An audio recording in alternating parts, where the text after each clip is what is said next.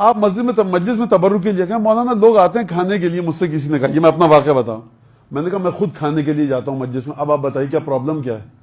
میں کسی چوراہے پہ نہیں بیٹھتا، مولا حسین کے نام پر مل رہا ہے، کھاتا ہوں اس میں۔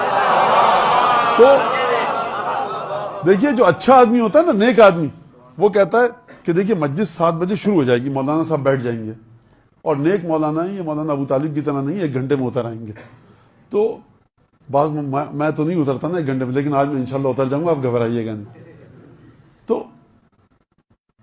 آپ 7 بجے مولانا بیٹھیں گے، 8 بجے مجلس ختم ہو جائے گی، 15-20 منٹ کے نوحہ ماتم ہوگا، 8:30 بجے تک آپ کہتے ہیں میں آفس سے 9 بجے نکلوں گا، کوئی مسئلہ نہیں ہے، 9:30 بجے آپ پہنچ جائیں گے میرے گھر، جی مولا کا دسترخوان بچھا ہوا ہے، مجلس میں نہیں آ رہا ہے، وہ ایک حصہ تھا، دوسرا حصہ مجلس کا دسترخوان ہے۔ کیوں مومن یہ سمجھتا ہے کہ یہ جو مومن آ رہا ہے دیر سے، اس نے مجلس نہیں سنی، تبرک کے لیے آ گیا؟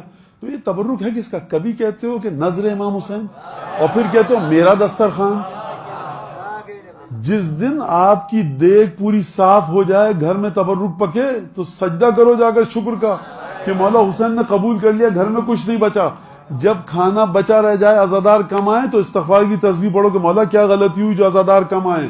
خدا کا قانون یہ ہے کہ حابیل کی نظر قبول ہوئی، گندم جو نظر اس نے رکھی تھی، خدا نے شعلہ بھیجا، جلا دیا، فنا کر دیا، وہاں سے غائب ہو گئی وہ چیز۔ قابیل کی نظر جو کی تو باقی رہی۔ اس بارگاہ میں جو چیز باقی رہ جاتی ہے وہ قبول نہیں ہوتی، جو چیز خرچ کر دی گئی پروردگار عالم کے راستے میں وہ قبول ہوتی ہے۔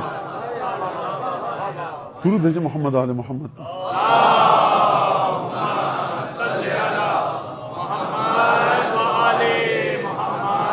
دیکھیں